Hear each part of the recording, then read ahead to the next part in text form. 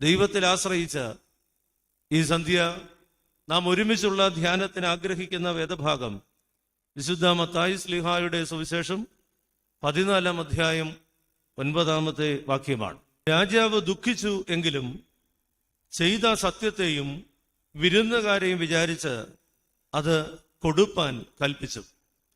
രാജാവ് ദുഃഖിച്ചുവെങ്കിലും ചെയ്ത സത്യത്തെയും വിരുന്നുകാരെയും വിചാരിച്ച് അത് കൊടുപ്പാൻ കൽപ്പിച്ചു. നമുക്ക് തലകൾ വണക്കാം, പ്രാർത്ഥിക്കാം. ബാറക്കുമോർ. സ്നേഹവാനായ ദൈവമേ, കാരുണ്യവാനായ കർത്താവേ, അനുഗ്രഹിക്കപ്പെട്ട ഈ സന്ധ്യ ഇത്രയും മനസ്സമാധാനത്തോടെ ശാന്തതയോടെ നിന്റെ സന്നിധിയിലിരിപ്പാൻ ഏഴകളെ അനുവദിച്ചതോർത്ത് ഞങ്ങൾ നിന്നെ വാഴ്ത്തുന്നു.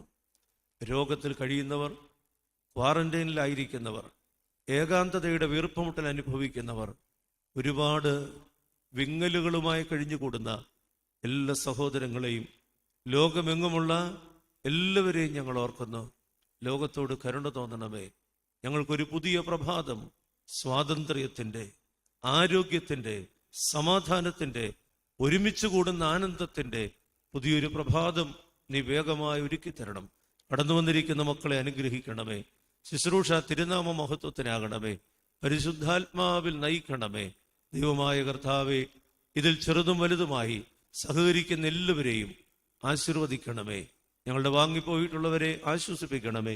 ഞങ്ങൾ നിനക്ക് സ്തുതിയും സ്തോത്രവും കരയേറ്റുന്നു, ഇപ്പോഴും എല്ലായ്പ്പോഴും എന്നും എന്നേക്കും തന്നെ.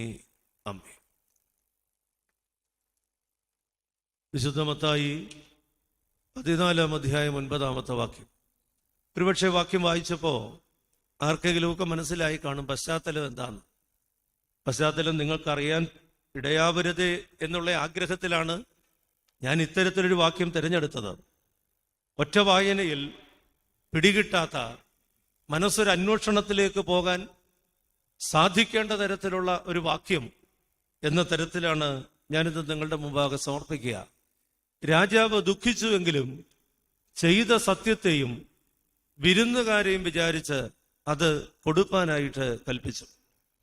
യേശുക്രിസ്തുവിന്റെ കാലത്ത്, ജനനത്തിന്റെ സമയത്ത് ഭരണം നടത്തുന്ന രാജവംശം ഹേരോദ രാജവംശമാണ്. ഹേരോദ രാജ, വലിയവനായ ഹേരോദാവ് എന്ന് പറയുന്ന ആളാണ് യേശുവിന്റെ ജനനകാലത്ത് ഭരിച്ചുകൊണ്ടിരുന്നത്.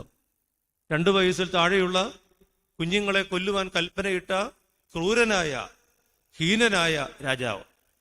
അദ്ദേഹത്തിന്റെ കാലശേഷം 3 മക്കൾ രാജ്യം വിവിധ ഭാഗങ്ങളിലായി വിഭജിച്ച് ഭരിക്കാനിടയായി. അതിലൊന്നാമത്തെ ആളുടെ പേര് ഹെരോദ് അക്വിലാനോസ് എന്നാണ്. 2-ാമത്തെ ആള് ഹെരോദ് അന്തിപ്പാസ് ആണ്. 3-ാമത്തെ ആള് ഹെരോദ് ഫിലിപ്പ് അഥവാ ഫിലിപ്പോസ് ആണ്. ഈ 3 രാജാക്കന്മാർ ഭരിക്കുന്ന കാലത്ത് നടമാടുന്ന സംഭവത്തെയാണ് ഈ അധ്യായത്തിൽ പ്രതിപാദിക്കുക. യേശുക്രിസ്തുവിന്റെ പ്രവർത്തനങ്ങളെ കുറിച്ച് കേട്ടിട്ട് ഹെരോദ് അന്തിപ്പാസ് എന്ന് പറയുന്ന രാജാവ് വളരെ ആകുല ചിത്തനായി. യേശുവിനെ കുറിച്ചുള്ള ശ്രുതി യഹൂദിയയിൽ എങ്ങും പടർന്ന് പന്തലിച്ച് ആളുകൾ അവന്റെ അടുത്തേക്ക് ഓടിക്കൂടുന്നത് കണ്ടിട്ട് ഹെരോദ അന്തിപ്പാസ് രാജാവ് പറയുകയാണ്, യോഹന്നാൻ സ്നാപകൻ മരിച്ചവരുടെ ഇടയിൽ നിന്ന് ഉയർത്തെഴുന്നേറ്റിരിക്കുന്നു. ഒരു വലിയ ഭീതിയോടെയാണ് യോഹന്നാൻ സ്നാപകന്റെ പേര് ഹെരോദാവ് ഉച്ചരിക്കുക. അതിന്റെ കാരണം എന്താണെന്ന് 14-ാം അധ്യായം 1 മുതലുള്ള വാക്യങ്ങളിൽ പ്രതിപാദിക്കുന്നുണ്ട്. ഹെരോദ് അന്തിപ്പാസ് രാജാവ് ഭരണം നടത്തുന്ന വേളയിൽ അദ്ദേഹത്തിന്റെ സഹോദരനായ ഫിലിപ്പ് എന്ന് പറയുന്ന രാജാവിന്റെ ഭാര്യ ഹെരോദ്യ, ഹെരോദ് അന്തിപ്പാസിന്റെ ഭാര്യയാകാനായിട്ട് ആഗ്രഹിച്ചു. രാജ്ഞി പദം ആഗ്രഹിച്ച്, ഹെരോദാവിനെ ആഗ്രഹിച്ച് അന്തിപ്പാസിന്റെ ഭാര്യയായി തീരുവാനുള്ള ഹെരോദ്യയുടെ ശ്രമം വിജയത്തിലെത്തി. അവൾ അദ്ദേഹത്തിന്റെ ഭാര്യയായിട്ട് മാറി.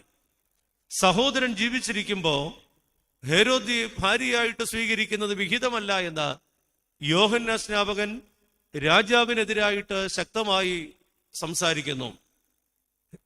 യോഹന്നാൻ സ്നാപകന്റെ വിമർശനം കേട്ട രാജാവ് യോഹന്നാനെ തടവിലാക്കി, കാരാഗ്രഹത്തിലാക്കി.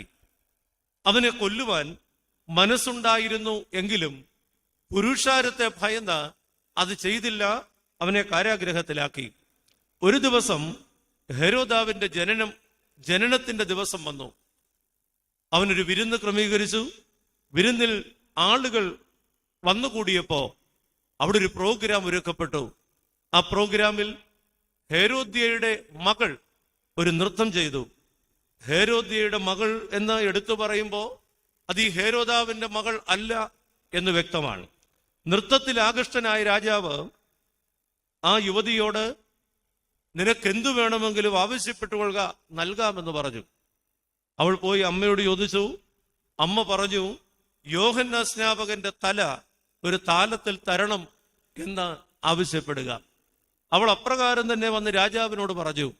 അപ്പോൾ പറയുന്ന സുവിശേഷകൻ രേഖപ്പെടുത്തുന്ന വാക്യമാണ് നാം വായിച്ചത്. രാജാവ് ദുഃഖിച്ചു, എങ്കിലും ചെയ്ത സത്യത്തെയും വിരുന്നുകാരെയും വിചാരിച്ച് അത് നൽകുവാനായിട്ട് തീരുമാനിച്ചു.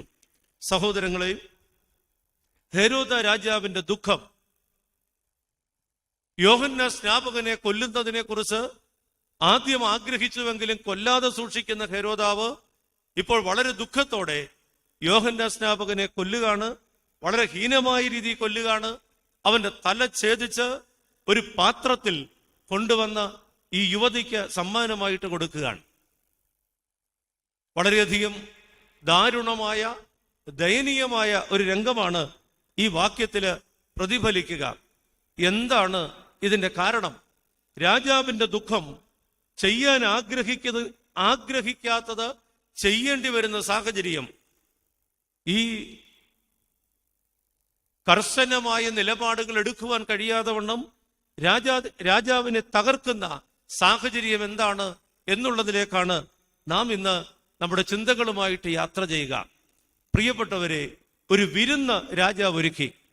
വിരുന്നെന്ന് പറയുന്നത് അനുഗ്രഹങ്ങളുടെ അനുസ്മരണയാണ്. അവിടെ എഴുതിയിരിക്കുന്നത് ജനന ദിവസം വന്നു വന്ന. അപ്പൊ നിശ്ചയമായും അത് ബർത്ത്ഡേ പാർട്ടിയാണ്. ഇന്ന് ബർത്ത്ഡേ ആഘോഷങ്ങൾ വളരെ സാധാരണമാണ്.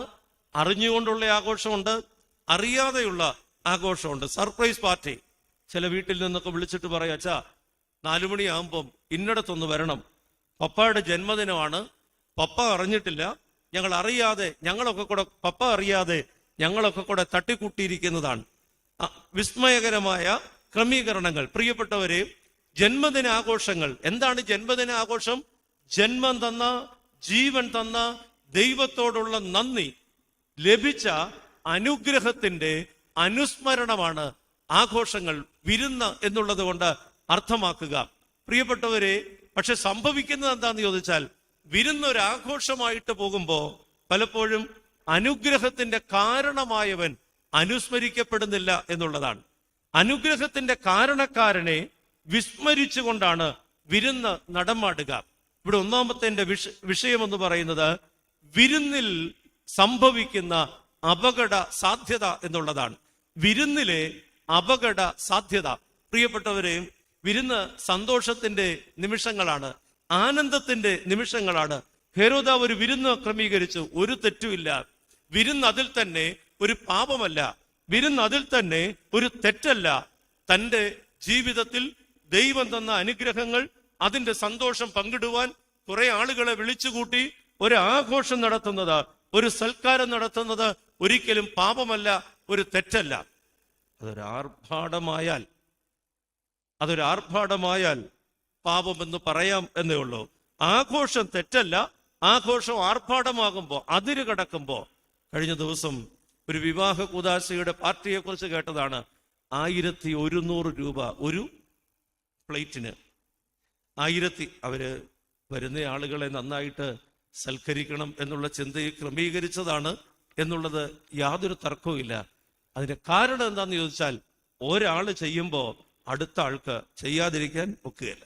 ഒരാള് ചെയ്യുമ്പോ അടുത്ത ആൾക്ക് ചെയ്യാതിരിക്കാൻ ഒക്കില്ല. ഞാനൊരു ആദർശം പറഞ്ഞാൽ ആളുകൾ പറയും ഞാനൊരു പിശുക്കനാണ്. ഞാനൊരു ആദർശത്തിന്റെ പേരിൽ ലിമിറ്റ് ചെയ്താൽ, പരിമിതപ്പെടുത്തിയാൽ സമൂഹം എന്നെ കുറ്റപ്പെടുത്തും. അതുകൊണ്ട് സമൂഹത്തിന്റെ മുമ്പിൽ എനിക്ക് ചിലതൊക്കെ ചെയ്തേ പറ്റുകയുള്ളൂ.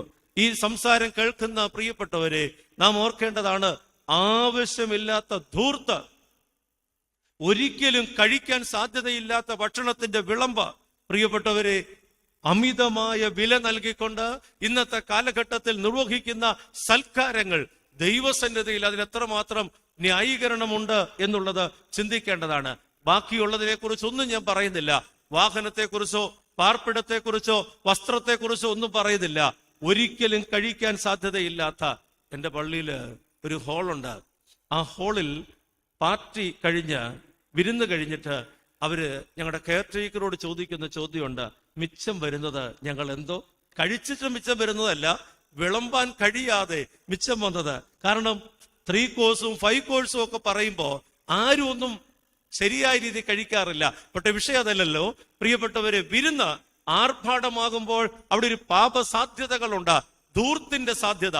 എന്നാൽ ഇവിടെ വിരുന്ന് തെറ്റല്ല, വിരുന്നൊരു പാപമല്ല. വിരുന്നിൽ സംഭവിക്കുന്ന പ്രശ്നം എന്താണെന്ന് ചോദിച്ചാൽ, വിരുന്ന് ഗംഭീരമാക്കാൻ വേണ്ടി ചില പ്രോഗ്രാം ക്രമീകരിക്കും. ഈ പ്രോഗ്രാം ക്രമീകരിക്കുമ്പോൾ വിരുന്നിന്റെ ആഘോഷത്തിന്റെ മട്ടുമാറും. കോട്ടയം ഭദ്രാസനത്തിന്റെ കാലം ചെയ്ത അഭിവന്ദ്യനായ ഈവാനിയോസ് തിരുമേനി ഒരുപാട് വഴക്കുണ്ടാക്കിയിട്ടുള്ളൊരു വിഷയമാണ് പെരുന്നാളിൽ ചെണ്ട പാടില്ല, പെരുന്നാളിൽ വെടി പാടില്ല, പെരുന്നാളിൽ ആഘോഷങ്ങൾ പാടില്ല. അച്ഛന്മാർ ഒത്തിരി വിഷമിച്ചു, ഇടവകക്കാരുമായിട്ട് ഒത്തിരി ഫൈറ്റുകൾ ഉണ്ടായി, അഭിപ്രായ വ്യത്യാസങ്ങൾ, തർക്കങ്ങൾ ഉണ്ടായി, വലിയ കോലാഹലം ഉണ്ടായതാ. പക്ഷെ മരണം വരെ തിരുമേനി എടുത്ത നിലപാട് തിരുമേനി ഉറച്ചു നിന്നു. ഒരിക്കൽ വളരെ സ്നേഹത്തോടെ, അങ്ങനെ അടുത്ത് കിട്ടാറില്ല, വളരെ സ്നേഹത്തോടെ നല്ല മൂഡിൽ തിരുമേനി സംസാരിച്ച സമയത്ത് ഞാനൊന്ന് ചോദിച്ചു, തിരുമേനി എന്തിനിത്ര നിർബന്ധം പിടിക്കുന്ന, പൊട്ടിക്കുന്നവര് പൊട്ടിച്ചോട്ടെ എന്നങ്ങ് വെച്ചാ പോരെ? തിരുമേനി പറഞ്ഞ മറുപടി, മേളിൽ ചെല്ലുമ്പം കണക്ക് പറയേണ്ടത് ഞാനാണ്. ഈ ബോധമൊന്നും അനേകരെ ഭരിക്കാറില്ല.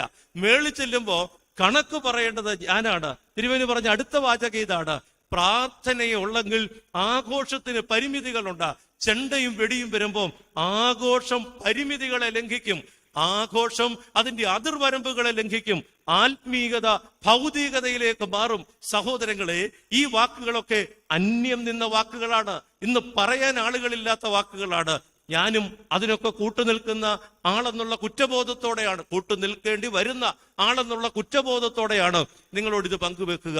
പ്രിയപ്പെട്ടവരെ, വിരുന്നിന്റെ സദസ്സിലേക്ക് നൃത്തം കടന്നു വരികയാണ്. ജനന ദിവസം ആഘോഷിക്കുന്നത് തെറ്റല്ല, ആഘോഷത്തിൽ ഭക്ഷണം വിളമ്പുന്നത് തെറ്റല്ല. എന്നാൽ അതിലേക്ക് നൃത്തം കടന്നു വരികയാണ്. നൃത്തം ശരിയാണോ തെറ്റാണോ എന്ന് വേദപുസ്തകം പറയുന്നില്ല. നൃത്തത്തിലൊരു പാപത്തിന്റെ സാധ്യത ഈ വേദഭാഗത്ത് കാണുന്നില്ല. പക്ഷെ പ്രശ്നം എന്താണ്? നൃത്തം കഴിഞ്ഞപ്പോ രാജാവിന്റെ മനസ്സ് പൂർണ്ണമായും നൃത്തം ചെയ്ത ആളിലേക്ക് മാറുകയാണ്, മൈൻഡ് മാറുകയാണ്, മൈൻഡ് സെറ്റപ്പ് മാറുകയാണ്. വിരുന്ന് ജനന ദിവസത്തിന്റെ നന്ദി പ്രദർശനമാണ്, ലഭിച്ച അനുഗ്രഹങ്ങളുടെ ആഘോഷമാണ്, അനുസ്മരണയാണ്. എന്നാൽ അതിൽ കടന്നു വന്ന നൃത്തത്തിലേക്ക് രാജാവിന്റെ ശ്രദ്ധ മാറിയിട്ട് രാജാവ് ഒരു നിമിഷം തീർത്തും ദുർബലനായിട്ട് മാറി. രാജാവ് ചോദിക്കുകയാണ്, നിനക്കെന്താണ് വേണ്ടത്? നീ എന്തു ചോദിച്ചാലും ഞാൻ നിനക്ക് തരാം. പ്രിയപ്പെട്ടവരെ, ഇവിടാണ് പ്രശ്നം. രാജാവിന്റെ കരുത്ത് ചോർന്നു പോകുന്ന, രാജാവിന്റെ ശക്തി ക്ഷയിച്ചു പോകുന്ന, അവിടെയാണല്ലോ ദുഃഖിക്കേണ്ടി വരുന്നത്. രാജാവിന്റെ എല്ലാ ശേഷിയും അസ്തമിച്ചു പോകുന്ന ഒരു നിമിഷം ആ നൃത്തത്തിന്റെ അനുഭവത്തിലൂടെ സംജാതമാകുകയാണ്. അതുകൊണ്ടാണ് ഞാൻ പറഞ്ഞത്, വിരുന്നിൽ ഒളിഞ്ഞിരിക്കുന്ന അപകട സാധ്യതകൾ, വിരുന്നിൽ നഷ്ടപ്പെടാൻ സാധ്യതയുള്ള കരുത്ത, നമ്മൾ എത്ര ബലവാനായിരുന്നാലും എത്ര ശക്തനായിരുന്നാലും ചില വിരുന്നുകൾ നമ്മെ ദുർബലനാക്കും. നമ്മളൊക്കെ സാധാരണ പറയുന്ന ഒരു വാക്കാണ് ദുർബല നിമിഷം. പ്രിയപ്പെട്ടവരെ, നമുക്കൊക്കെ ചില ദൗർബല്യങ്ങളുണ്ട്. ആ ദൗർബല്യങ്ങളെ നമ്മൾ അടിച്ചമർത്തിയിരിക്കുകയാണ്. അത് പുറത്തെടുക്കുവാൻ പലപ്പോഴും സാധിക്കാറില്ല, അതിനുള്ള അവസരങ്ങൾ കിട്ടാറില്ല. എന്നാൽ ദൗർബല്യങ്ങൾ അടിച്ചമർത്തി കൊണ്ടു നടക്കുന്ന മനുഷ്യനെ സംബന്ധിച്ചിടത്തോളം ചില വിരുന്നുകൾ, ചില ആഘോഷങ്ങൾ ഈ ദൗർബല്യത്തെ പുറത്തിറക്കുന്നതിന് കാരണമായിട്ട് തീരും. അതെങ്ങനെയാണ് സംഭവിക്കുക?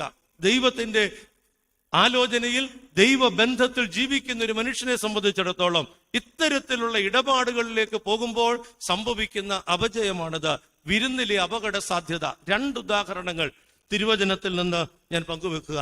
അതിലൊന്ന് നമുക്കെല്ലാം അറിയാം, ഇയ്യോബിനെ കുറിച്ച് വേദപുസ്തകം പറയുന്ന സുന്ദരമായ കഥാപാത്രമാണ്. ജീവിതത്തിലെ ഏത് അനുഭവങ്ങളിലും അനുവർത്തിക്കാൻ കൊള്ളാവുന്ന, അനുകരിക്കാൻ കൊള്ളാവുന്ന കഥാപാത്രമാണ് ഇയ്യോബ്. സങ്കീർത്തനം പോലെ വായിക്കാവുന്ന പുസ്തകം, സങ്കീർത്തനത്തിന് തൊട്ടു മുമ്പിലുള്ള പുസ്തകമാണ് ഇയ്യോബിന്റെ പുസ്തകം. എന്താ ഇയ്യോബിനെ കുറിച്ച് വേദപുസ്തകം പറയുന്ന സാക്ഷ്യം? അവനെ പോലെ നിഷ്കളങ്കനും നേരുള്ളവനും യഹോവ ഭക്തനും ദോഷം വിട്ടകലുന്നവനുമായി ഭൂമിയിൽ വേറെ ആരുമില്ല. ഒരു മനുഷ്യൻ, ഒരു ഗ്രഹനാഥൻ, പ്രിയപ്പെട്ടവരെ, സാക്ഷ്യമുള്ളവനാണ്. ആ സാക്ഷ്യത്തെ തകർക്കുവാൻ ആരെ കൊണ്ട് സാധ്യമല്ല. സാത്താൻ പറയുന്നുണ്ട്, നീ അവന് ചുറ്റും വേലി കെട്ടിയിരിക്കുകയാണ്. ശക്തമായ സാക്ഷ്യത്തിൽ ജീവിക്കുന്ന ഒരു ഗ്രഹനാഥൻ. എന്നാൽ നിങ്ങൾ സൂക്ഷിച്ച ആ വേദഭാഗം വായിച്ചിട്ടുണ്ടോ എന്ന് എനിക്ക് അറിഞ്ഞുകൂടാ. അവിടെ എഴുതിയിരിക്കുന്നത്, ഇയ്യോബിന്റെ മക്കൾ താന്താങ്ങളുടെ ദിവസം വരുമ്പോ ഏതെങ്കിലും ഒരു വീട്ടിൽ കൂടി അവര് കൂടി വിരുന്ന് നടത്തുക പതിവായിരുന്നു. ഇയ്യോബിന്റെ മക്കൾക്ക് ഒരു പ്രത്യേകതയുണ്ട്. ജനന ദിവസം വരുമ്പോ, താന്താങ്ങളുടെ ദിവസം എന്ന് പറയുന്നത് ജനന ദിവസമാകണം. അവിടെ ആ ദിവസം വരുമ്പോ അവരെല്ലാവരും കൂടെ ഒരു വീട്ടിൽ കൂടും. എന്തൊരു ആനന്ദമാണ്. 133 സങ്കീർത്തനം 1 വാക്യം, സഹോദരന്മാർ ഒത്തൊരുമിച്ച് വസിക്കും. ഇന്നത്തെ നമ്മുടെ പ്രശ്നം ഇവർ ഒരുമിച്ച് കൂടുന്നില്ലെന്നുള്ളതാണ്. എന്നാൽ ഇയ്യോബിന്റെ മക്കൾ ഒരുമിച്ച് കൂടും. ഒരുമിച്ച് കൂടി അവര് വിരുന്ന് നടത്തുക പതിവായിരുന്നു. 4 വാക്യമാണ്, 1 അധ്യായം 4 വാക്യം. 5 വാക്യത്തിൽ എഴുതിയിരിക്കുകയാണ്, അവര് വിരുന്ന് കഴിയുമ്പോ ഇയ്യോബ് തന്റെ മക്കൾ വിരുന്നിന്റെ സമയത്ത് എന്തെങ്കിലും തെറ്റ് ചെയ്തിരിക്കുമോ എന്ന് വിചാരിച്ച് അവരെ ആളയച്ച് വരുത്തി ശുദ്ധീകരിക്കുകയും അവർക്ക് വേണ്ടി ആളിന്റെ എണ്ണത്തിനൊത്ത വിധം ഹോമയാഗങ്ങൾ കഴിക്കുകയും ചെയ്യുക പതിവായിരുന്നു. ഇയ്യോബിന്റെ മക്കൾ വിരുന്ന് നടത്തും. വിരുന്ന് കഴിയുമ്പോ ഇയ്യോബ് ആളയച്ച് അവരെ വരുത്തും, ശുദ്ധീകരണത്തിനുള്ള ശുശ്രൂഷകൾ നടത്തും, അവരുടെ എണ്ണത്തിനൊത്ത വിധം ഹോമയാഗങ്ങളും നടത്തുമായിരുന്നു. പ്രിയപ്പെട്ടവരെ, അപ്പനെത്ര ആത്മീകനായിരുന്നാലും, അപ്പനെത്ര ശക്തമായ ആത്മീക അച്ചടക്കത്തിന് വിധേയനായിരുന്നാലും, സാക്ഷ്യമുള്ള ആളായിരുന്നാലും, ആ വീട്ടിലേക്ക് സാത്താൻ കടന്നു വരാനുള്ള മറ്റു മാർഗങ്ങളുണ്ട്. ആ മാർഗങ്ങളാണ് ഇവിടെ ഇയ്യോബ് അടയ്ക്കുന്നത്. മക്കളിലൂടെ സാത്താന്റെ ബന്ധനങ്ങൾ, പൈശാചികമായ ഇടപെടൽ, തിന്മ, സാക്ഷ്യം നഷ്ടപ്പെടുത്തുന്ന പ്രവണതകൾ സംഭവിക്കാതിരിക്കുവാൻ ഇയ്യോബ് കർമ്മങ്ങൾ ചെയ്തു വരികയാണ്. എന്നാൽ വീണ്ടും രസകരമായ വസ്തുത, ഇയ്യോബിന്റെ പുസ്തകം 1 അധ്യായം 13 വാക്യം ഇയ്യോബിന്റെ കഷ്ടത ആരംഭിക്കുകയാണ്. എങ്ങനെയാണ്, എപ്പോഴാണ് കഷ്ടത ആരംഭിക്കുന്നതെന്ന് ഗ്രന്ഥകാരൻ പറയുന്നത് ഇങ്ങനെയാണ്. ഒരു ദിവസം ഇയ്യോബിന്റെ പുത്രന്മാർ മൂത്ത ജ്യേഷ്ഠന്റെ വീട്ടിൽ തിന്നുകയും വീഞ്ഞു കുടിക്കുകയും ചെയ്തുകൊണ്ടിരുന്നപ്പോൾ ഒരാള് ഓടി വന്ന് ഇയ്യോബിനോട് പറയാണ്, നിന്റെ കാളകളും ആട്ടിൻകൂട്ടവും എല്ലാം തകർന്ന് തരിപ്പണമാ. കഷ്ടത ആരംഭിക്കുന്ന നിമിഷമാണ്. ഇതിന്റെ കാരണം ഇത് തന്നെയാണെന്നൊന്നും വ്യക്തമായി വേദപുസ്തകം പറയുന്നില്ലെങ്കിലും ഇത് മൂന്നും കൂടെ ചേർത്ത് വായിക്കുമ്പോൾ, അതായത് ഇങ്ങനെ ഒരു പരിപാടി ഇവർക്കുണ്ടായിരുന്നു, ആ പരിപാടിയിൽ തിന്മ ചെയ്യാനുള്ള സാധ്യതയുണ്ടായിരുന്നു, അതിനെക്കുറിച്ച് ഇയ്യോബിന് ആധിയുണ്ടായിരുന്നു, ഇയ്യോബ് അതിന് പരിഹാരം നിർണയിക്കുമായിരുന്നു. കഷ്ടത ആരംഭിക്കുന്ന നിമിഷം വീഞ്ഞു കുടിച്ച് വിരുന്ന് നടത്തുന്ന സാഹചര്യത്തിലായിരുന്നു എന്നും കൂടെ ചേർത്ത് വായിക്കുമ്പോൾ, സഹോദരങ്ങളെ, സാത്താൻ വട്ടമിട്ട് നടന്നിട്ട് ഇയ്യോബിൽ ഒരു തരത്തിലും കയറിപ്പറ്റുവാനുള്ള സാധ്യതയില്ല എന്ന് കണ്ട് നിരാശപ്പെട്ട സാത്താന് കിട്ടിയ ഏക ലൂപ്പ് ഹോളാണ് ഇയ്യോബിലേക്ക് കയറുവാൻ, ഇയ്യോബിന്റെ ജീവിതത്തിലേക്ക് പ്രവേശിക്കുവാൻ സാത്താന് കിട്ടിയ ഏക മാർഗമാണ് മക്കളുടെ വിരുന്ന്. അതുകൊണ്ടാണ് ഞാൻ പറഞ്ഞത്, വിരുന്ന് എന്ന് പറയുന്നത് അതിശക്തമായി കൊണ്ടു നടക്കുന്ന ജീവിതത്തെ തകർത്ത് കളയുവാൻ സാധ്യതയുള്ള, നമ്മുടെ ശക്തിയെ ചോർത്തിക്കളയുന്ന, നമ്മിലേക്ക് അന്യൻ പ്രവേശിക്കുവാൻ ഇടയാകുന്ന സാഹചര്യങ്ങളെ രൂപപ്പെടുത്തുന്നതാണ്. മാതാപിതാക്കൾ അവരെത്ര ആത്മീകരായിട്ട് ജീവിച്ചാലും, അവരെത്ര ആരാധനാ ജീവിതമുള്ളവരായിട്ട് കഴിഞ്ഞാലും, അവരെത്ര ദൈവബന്ധമുള്ളവരായിരുന്നാലും, പ്രിയപ്പെട്ടവരെ, അതുകൊണ്ട് മാത്രം ഒരു ഭവനം രക്ഷപ്പെടണമെന്നില്ല. കൂടെയുള്ള ആളുകൾ, ചേർന്ന് നിൽക്കുന്ന ആളുകൾ, അവരും കൂടെ അതിനോട് പൊരുത്തപ്പെട്ട് ചേർന്ന് നിന്നെങ്കിൽ മാത്രമേ ഭവനം അനുഗ്രഹിക്കപ്പെടുകയുള്ളൂ. ഇന്നത്തെ പ്രശ്നം എന്താണ്? നമ്മുടെയൊക്കെ കുടുംബങ്ങളിൽ നേരിടുന്ന പ്രതിസന്ധി എന്ന് പറയുന്നത്, ഒരു വശത്ത് പ്രാർത്ഥനയിലും ദൈവബന്ധത്തിലും ജീവിക്കുന്ന ആളുകൾ ഉണ്ടാകാം, പക്ഷെ മറുവശത്ത് അതേ ഭവനത്തിൽ തന്നെ വിരുന്നിന്റെ അപക്വമായ, പൈശാചികമായ, ദുർബലമായിരിക്കുന്ന, ലൗകികമായിരിക്കുന്ന ഇടപാടുകളിലേക്ക് യാത്ര ചെയ്യുന്ന ആളുകൾ. അങ്ങനെയാണ് ഭവനത്തിലേക്ക് സാത്താൻ കടക്കുക, അങ്ങനെയാണ് ജീവിതത്തിലേക്ക് പ്രതിസന്ധികൾ വരിക. അങ്ങനെയാണ് ഇയ്യോബ് സാത്താന്റെ മുമ്പില് ഒരു പരിധിവരെയെങ്കിലും ഭൗതികമായി പരാജയം സമ്മതിക്കേണ്ടതായിട്ട് വന്നത്. പ്രിയ സഹോദരങ്ങളെ, ഒരു നീതിമാനായ ഒരു മനുഷ്യന്റെ പതനത്തിന് കാരണമാകുന്നത് ഒരു വിരുന്നാണ് എന്ന് തിരുവചനം ഓർമ്മപ്പെടുത്തുക. മറ്റൊരു ഉദാഹരണം ദാനിയേൽ പ്രവചനം 5-ാം അധ്യായം 1-ാം വാക്യമാണ്. അവിടെ ഒരു രാജാവ് വിരുന്ന് കഴിക്കുകയാണ്. ബെൽഷസ്സർ എന്ന് പറയുന്ന രാജാവ് 1000 പൗരപ്രമാണികളെ വിളിച്ച് ഒരു വിരുന്ന് നടത്തി. വിരുന്ന് നടക്കുമ്പോ രാജാവ് വീഞ്ഞു കുടിച്ചു. വിരുന്ന് കുഴപ്പമില്ല, വീഞ്ഞും കുഴപ്പമില്ല, മദ്യമല്ല, വീഞ്ഞ് കുടിച്ച രാജാവ് വീഞ്ഞ് കുടിച്ച് അതിൽ ആനന്ദവും ആഹ്ലാദവും കണ്ടപ്പോൾ വിരുന്നിന്റെ ആഘോഷവും വീഞ്ഞിന്റെ സ്വാധീനവും കൂടെ വന്നപ്പോ രാജാവ് താനല്ലാതെ മാറുക. ഹെരോദ രാജാവ് നൃത്തം കണ്ടതുപോലെയുള്ള ഒരു സാഹചര്യത്തിലേക്ക് ബെൽഷസ്സർ രാജാവ് എത്തുകയാണ്. എന്നിട്ട് അവൻ എന്താ ചെയ്തതെന്നറിയാമോ? ദേവാലയത്തിലെ അതിപ്രധാനപ്പെട്ട ഉപകരണങ്ങൾ, ദേവ ആരാധനയ്ക്കായി വിശുദ്ധ കർമ്മങ്ങൾക്കായിട്ട് വേർതിരിക്കപ്പെട്ട ഉപകരണങ്ങൾ നെബൂഖദ്നേസർ രാജാവിന്റെ കാലത്ത് കൊണ്ടുവന്നത് ബെൽഷസ്സർ രാജാവ് എടുത്ത് അതിൽ വിരുന്നുകാർക്ക് വീഞ്ഞ് വിളമ്പുകയാണ്. കണ്ടവർക്കെല്ലാം വളരെ സന്തോഷം. ഇത്രയും മനോഹരമായ പാത്രങ്ങൾ അവർ കണ്ടിട്ടില്ല, ഇത്രയും മനോഹരമായ പാത്രങ്ങളിൽ അവർ പാനം ചെയ്തിട്ടില്ല. നമുക്കറിയാം, ദേവാലയത്തിലെ വസ്തുക്കൾ എന്ന് പറയുന്നത് ഏറ്റവും ശ്രേഷ്ഠമായിരിക്കണം. സാധാരണ ജനം സർവ്വസാധാരണമായി ഉപയോഗിക്കുന്ന വസ്ത്രങ്ങളോ പാത്രങ്ങളോ അല്ല ദേവാലയത്തിൽ ഉപയോഗിക്കുക. അതുകൊണ്ട് ശലോമോൻ രാജാവ് ദേവാലയം പണിതപ്പോ ഏറ്റവും മേൽത്തരമായത്, ഏറ്റവും ശ്രേഷ്ഠമായതാണ് ആരാധന ആവശ്യങ്ങൾക്ക്, ദേവാലയ ആവശ്യങ്ങൾക്ക് വേണ്ടി ക്രമീകരിച്ചത്. അതാണ് നെബൂഖദ്നേസർ രാജാവ് അടിച്ചുകൊണ്ട് പോകുന്നത്. അതിലാണ് ബെൽഷസ്സർ രാജാവ് വിരുന്നിന്റെ സമയത്ത് വീഞ്ഞു വിളമ്പുന്നത്. പ്രിയപ്പെട്ടവരെ, വിരുന്നിന്റെ കുഴപ്പം ഇതാണ്. വിരുന്ന് അതിന്റെ എല്ലാ അർത്ഥത്തിലും അടിച്ച് തകർക്കുമ്പോ വിവേകം നഷ്ടപ്പെട്ടവനായ ബെൽഷസ്സർ രാജാവ് വിശുദ്ധമായ ഉപകരണങ്ങളെ അശുദ്ധമായ കാര്യങ്ങൾക്ക് വേണ്ടി ഉപയോഗിക്കുന്ന വളരെ ഹീനമായ പ്രവർത്തികൾക്ക് വിധേയനായിട്ട് മാറി. വിരുന്ന് നടക്കുമ്പോൾ വരുന്ന ഒരു പ്രതിസന്ധിയാണിത്. പിന്നെ പള്ളിയെന്നില്ല, പിന്നെ പ്രാർത്ഥന എന്നില്ല, പിന്നെ ആരാധന എന്നില്ല, പിന്നെ ദൈവമെന്നില്ല. വിചാരങ്ങളും വിവേകങ്ങളും നഷ്ടമായിട്ട് വെറും താന്നോന്തിയായി തോന്നിവാസങ്ങളിലേക്ക് മാറിപ്പോകുന്ന ഒരു സ്ഥിതി. ഞാൻ പറയട്ടെ, വിരുന്നിലേക്ക് പോകുമ്പോ കരുത്തനായിട്ടാണ് പോകുക. വിരുന്നിൽ നിന്നും മടങ്ങി വരുമ്പോ ബലഹീനനായിട്ടാണ് മടങ്ങുക. വിരുന്നിലേക്ക് പോകുമ്പോ മാന്യനായിട്ടാണ് പോവുക. വിരുന്നിൽ നിന്ന് വരുമ്പോ അപഹാസ്യനായിട്ടാണ് വരിക. ഇത് ഞാൻ കൂടുതൽ വിശദീകരിക്കേണ്ട കാര്യമില്ല. ഇന്ന് നമ്മുടെ നാട്ടിൽ സർവ്വസാധാരണമായിരിക്കുന്ന ഒരു സ്ഥിതിവിശേഷമാണിത്. കരുത്ത് ചോർത്തി കളയുന്ന വിരുന്നുകൾ, മാന്യത നഷ്ടപ്പെടുത്തി കളയുന്ന വിരുന്നുകൾ. പ്രിയ സഹോദരങ്ങളെ, തുടങ്ങുമ്പോ ഒരു കുഴപ്പമില്ല. ഞാൻ പറഞ്ഞല്ലോ, വിരുന്ന് അതിലൊരു പാപമല്ല. പക്ഷെ വിരുന്നിൽ സംബന്ധിക്കുന്ന ആള്, ആ ആളിന്റെ ദൗർബല്യം, ബലഹീനത എന്ന് പറയുന്നത് അത് അനാവരണം ചെയ്യപ്പെടുന്ന, അത് അതിന്റെ എല്ലാ അർത്ഥത്തിലും കെട്ടഴിഞ്ഞ പ്രകടനാത്മകമാകുന്ന ഒരു നിമിഷമാണ്. ഇനി ആദ്യ ഭാഗത്തു നിന്ന് മാറുകയാണ്.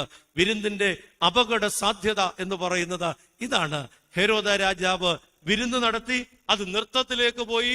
അവിടെ ദുഃഖത്തിന് കാരണമായ ചെയ്തികളിൽ തനിക്ക് തന്നെ ദുഃഖം സമ്പാദിക്കുന്ന, മനസ്സോടെ അല്ലാത്തത് ചെയ്യേണ്ടി വരുന്ന ഒരു ഗതികേടില് ഹെരോദാവ് എത്തിച്ചേർന്നു. ഇന്ന് നമ്മളൊക്കെ പലപ്പോഴും മനസ്സോടെ അല്ലാതെ ചെയ്തു പോകുന്ന തെറ്റുകൾ, തിന്മകൾ. രണ്ടാമത് നാം കണ്ടത് ഇയ്യോബിന്റെ ജീവിതത്തിൽ ശക്തമായ വേലിക്കല്ലുകൾ ഉണ്ടായിരുന്നു. ആധ്യാത്മികമായ കരുത്ത് ഉൾക്കൊണ്ട മനുഷ്യനാണ് ഇയ്യോബ്. എന്നാൽ അവന്റെ വീട്ടിലും മക്കൾ ഒരുക്കിയ വിരുന്ന് അവന്റെ കഷ്ടതയുടെ കാരണമായി, കഷ്ടതയുടെ തുടക്കമായി മാറുന്ന സ്ഥിതിവിശേഷം. ബെൽഷസ്സർ രാജാവ് വിരുന്ന് നടത്തി. വിരുന്ന് തെറ്റല്ല. എന്നാൽ വിരുന്നിന്റെ ആഘോഷങ്ങൾ മുറ്റി നിൽക്കുമ്പോ മനസ്സിന്റെ കരുത്ത് നഷ്ടപ്പെട്ടിട്ട് വിവേകമില്ലാത്തവനെ പോലെ ദേവാലയ ഉപകരണങ്ങളെ അശുദ്ധമാക്കിയ ബെൽഷസ്സർ രാജാവ്. അവിടെ എഴുതിയിരിക്കുന്നത് 5-ാം അധ്യായത്തിന്റെ, ദാനിയേൽ 5-ാം അധ്യായത്തിന്റെ 1-ാം വാക്യമാണ് നാം വായിച്ചത്. ബെൽഷസ്സർ ഒരു വിരുന്ന് നടത്തി. 5-ാം അധ്യായത്തിന്റെ 30-ാമത്തെ വാക്യം, ആ രാത്രിയിൽ ബെൽഷസ്സർ കൊല്ലപ്പെട്ടു. ആ രാത്രിയിൽ ബെൽഷസ്സർ കൊല്ലപ്പെട്ടു. വിരുന്ന് നടത്തി ആഘോഷത്തോടെ തുടങ്ങിയ ദിവസമാണ്. എന്നാൽ ആ രാത്രിയിൽ ബെൽഷസ്സർ കൊല്ലപ്പെടുകയാണ്. പ്രിയപ്പെട്ടവരെ, അവൻ വിരുന്ന് നടത്തിക്കൊണ്ടിരിക്കുമ്പോ ഭിത്തിമേൽ ഒരു കൈപ്പത്തി വന്ന് എഴുതുന്നു.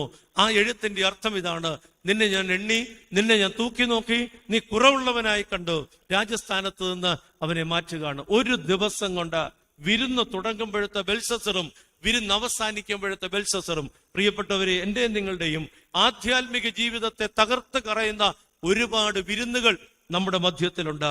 നോമ്പിന്റെ കാലമാണ്, നോമ്പിന്റെ കാലമാണ്. ആഘോഷങ്ങളിൽ നിന്ന് പിൻവാങ്ങുന്ന, വിരുന്നുകളിൽ നിന്ന് പിൻവാങ്ങുന്ന കാലമാണ്. പല ആളുകളും വന്നിട്ട് ചോദിക്കും, നോമ്പിൽ മാമോദീസ നടത്തുന്നതിന് കുഴപ്പമുണ്ടോ? ചില ആളുകൾ ഗൾഫിൽ, വിദേശ രാജ്യത്തിൽ നിന്നൊക്കെ വരുന്ന ആളുകൾ, അവർ ചോദിക്കും, നോമ്പിൽ വിവാഹം നടത്തുന്നതിന് കുഴപ്പമുണ്ടോ? കൂദാശ നടത്തുന്നതിന് ഒരു കുഴപ്പമില്ല. കൂദാശയല്ല പ്രശ്നം, കൂദാശയല്ല ഇവിടുത്തെ പ്രശ്നം. എന്നാൽ നോമ്പിന്റെ ഒരു കാലഘട്ടം കഴിഞ്ഞാൽ പിന്നെ നമ്മൾ സഭ അതിന് അനുവദിക്കാറില്ല എന്നുള്ള ഒരു വസ്തുത അവിടെ നിൽക്കട്ടെ. കൂദാശയല്ല ഇവിടെ പ്രശ്നം. ഒരു കൂദാശയ്ക്കും നോമ്പ് ബന്ധിതമായി തടസ്സങ്ങളില്ല. എന്നാൽ എന്താ പ്രശ്നം? കൂദാശയോടനുബന്ധിച്ച് നടക്കപ്പെടുന്ന വിരുന്ന് നോമ്പിന്റെ അന്തസ്സത്തെ നശിപ്പിക്കും, നോമ്പിന്റെ ആത്മാവിനെ നശിപ്പിക്കും. 50 ദിവസത്തെ യാത്രയിൽ 10, 15, 20, 25, 30 ദിവസങ്ങളായി കൊണ്ടു നടന്ന ആത്മീകമായിരിക്കുന്ന കരുത്ത് ഒരു നിമിഷം കൊണ്ട് ചോർന്നു പോകും എന്നുള്ളതാണ് നോമ്പിലെ കൗദാശികമായ അനുഭവത്തിന്റെ അനന്തരഫലം.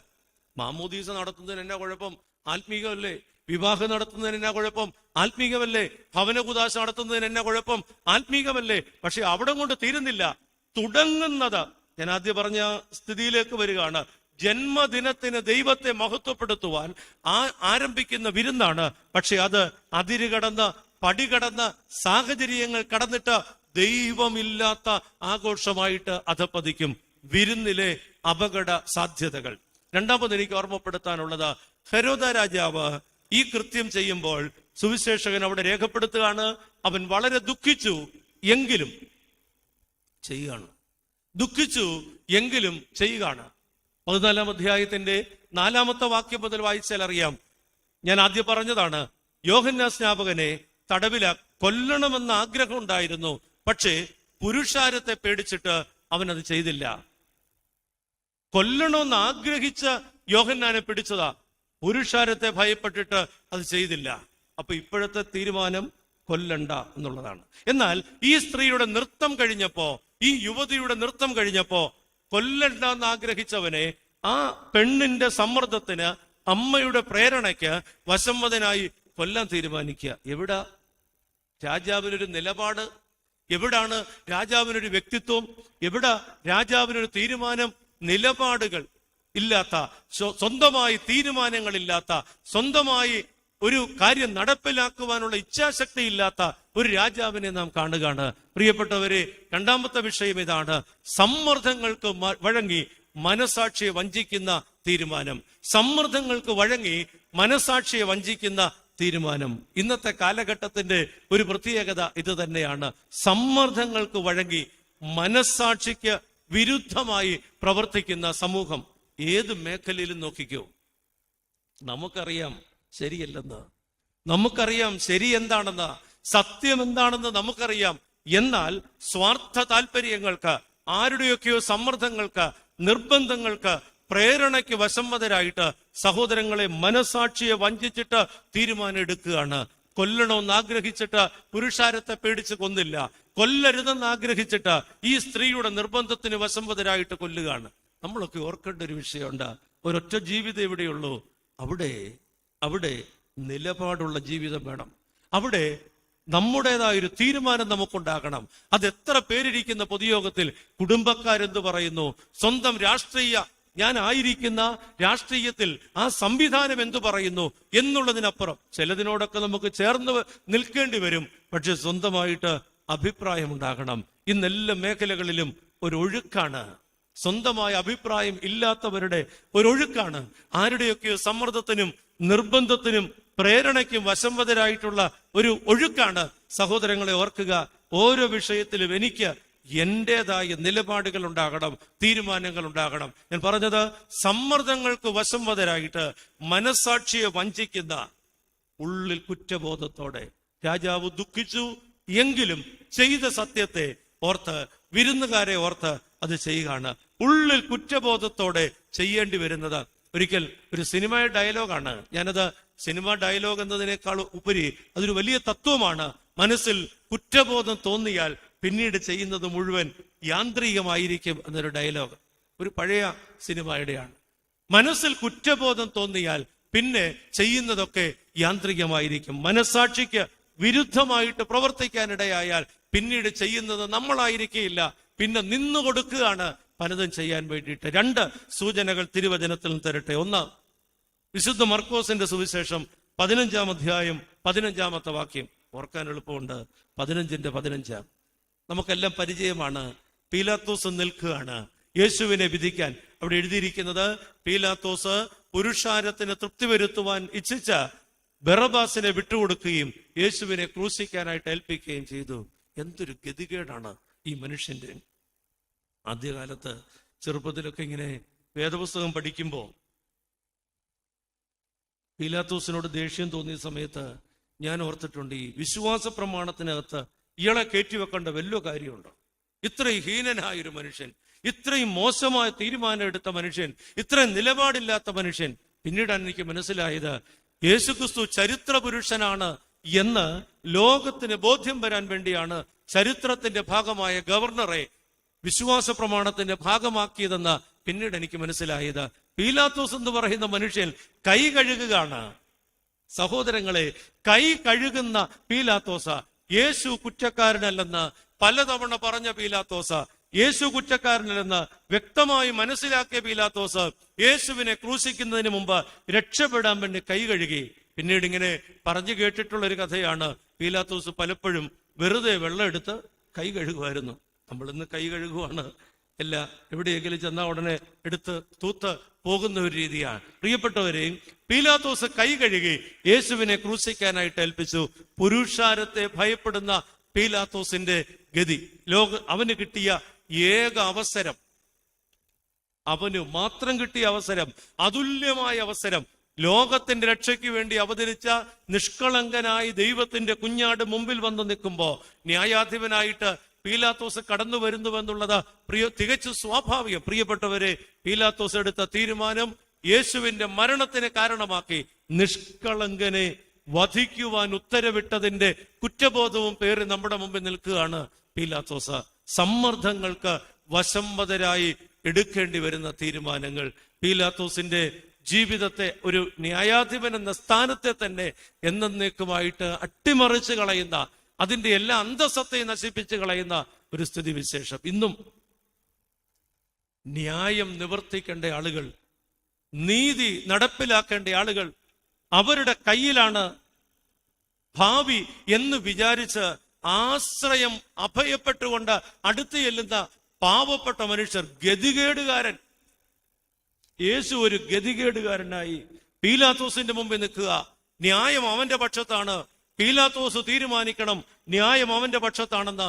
ന്യായം അവന്റെ പക്ഷത്താണെന്ന് പീലാത്തോസ് അംഗീകരിച്ചാൽ യേശു രക്ഷപ്പെട്ടു. ഇതുപോലെ ഇന്ന് അധികാരികളുടെ മുമ്പിൽ പ്രിയപ്പെട്ടവരെ തങ്ങളുടെ ഗതികേടുമായി ചെന്ന് നിൽക്കുന്ന എത്ര ആളുകളെ നമുക്ക് കാണാം. അധികാരികൾ തീരുമാനിക്കണം ഇത് ന്യായമാണെന്ന്, ഇത് അംഗീകരിക്കേണ്ടതാണെന്ന്. അത് അംഗീകരിക്കപ്പെട്ടില്ലെങ്കിൽ നിഷ്കളങ്കമായ കുഞ്ഞാട് കൊലയ്ക്കായിട്ട് ഏൽപ്പിക്കപ്പെടുന്ന ദയനീയമായ സ്ഥിതിവിശേഷം നമ്മളൊക്കെ ഇന്ന് നേരിടുന്ന ഒരു പ്രതിസന്ധിയാണ്. നീതി മറിച്ചു കളയുന്ന, നീതി ഇല്ലാതാകുന്ന, ന്യായം മറിച്ചു കളയുന്ന ഒരു സ്ഥിതിവിശേഷം. എന്നെയും നിങ്ങളെയും ഈ ലോകത്തിൽ ദൈവം ആക്കിയിരിക്കുന്നത് നീതി പ്രവർത്തിക്കാൻ. കഴിഞ്ഞ ദിവസം ഒരു യാത്രാവേളയിൽ യൂട്യൂബില് കാലം ചെയ്ത അഭിവന്ദ്യനായ ഡോക്ടർ പൗലൂസ് മാർ ഗ്രിഗോറിയോസ് തിരുമേനിയുടെ ഒരു പ്രസംഗം കേൾക്കുവാനായിട്ടിടയായി. അദ്ദേഹത്തിന്റെ കുറെ പ്രസംഗങ്ങൾ ഇപ്പോൾ അവൈലബിൾ ആണ്. വളരെ ചിന്തോദീപകമാണ്. ഞാൻ സജസ്റ്റ് ചെയ്യാണ്, വെറുതെ ഇരിക്കുമ്പോൾ അദ്ദേഹത്തിന്റെ പേരടിച്ചു കൊടുത്താൽ ആ പ്രസംഗങ്ങൾ വരും. അദ്ദേഹം ജസ്റ്റിസ് എന്ന വാക്കിന് എബ്രായ രൂപത്തിൽ നിന്ന് സാദഖ് എന്നൊരു വാക്ക് ഉച്ചരിച്ചുകൊണ്ട് അതിന് പറയുന്നൊരു വിശദീകരണമുണ്ട്. നീതി എന്ന് പറഞ്ഞാൽ നമ്മളൊക്കെ പറയുന്ന നീതിമാൻ ആയിരിക്കുക. നീതിമാൻ ആയിരിക്കുക എന്ന് പറഞ്ഞാൽ അനീതി ചെയ്യാതിരിക്കുക എന്നുള്ളത് നീതിയുടെ ഒരു വശം മാത്രമാണ്. രണ്ടാമത്തെ വശമെന്ന് അദ്ദേഹം പറയുന്നത് പാവപ്പെട്ടവനോടുള്ള മനസ്സലിവാണ്. ഗതികേടിൽ കഴിയുന്നവനോടുള്ള മനസ്സലിവ്, നമ്മളൊക്കെ ചെയ്യുന്ന ചാരിറ്റി, അതും ജസ്റ്റിസിന്റെ ഭാഗമാണ്. കാരണം നമുക്ക് കിട്ടി, അവന് കിട്ടിയില്ല. നമുക്ക് കിട്ടിയത് അവന് കിട്ടാതെ വരുമ്പോ അവന് കൊടുക്കാൻ തയ്യാറാകുന്നത് is a part of justice. നീതി നടപ്പിലാക്കുകയാണ്. നാം മനസ്സുകൊണ്ട് ഒരു നീതിയുടെ നിർവഹണം നടത്തുകയാണ്. മൂന്നാമത് അദ്ദേഹം പറഞ്ഞത്, അദ്ദേഹം കോട്ട് ചെയ്യുന്നത് മദർ തെരേസയാണ്. മദർ തെരേസയെ കുറിച്ച് അദ്ദേഹം പറഞ്ഞു, രണ്ടാമത്തെ ഭാഗം മദറിലൊക്കെയാണ് 100%. കാരണം പാവപ്പെട്ടവരെ എടുത്ത് തെരുവിൽ നിന്ന്, വീഥികളിൽ നിന്ന് കുഷ്ഠരോഗിയെന്നോ മറ്റോ ഭേദമില്ലാതെ എടുത്ത് ശുശ്രൂഷിക്കുന്ന മദറിന്റെ ഭാഗം.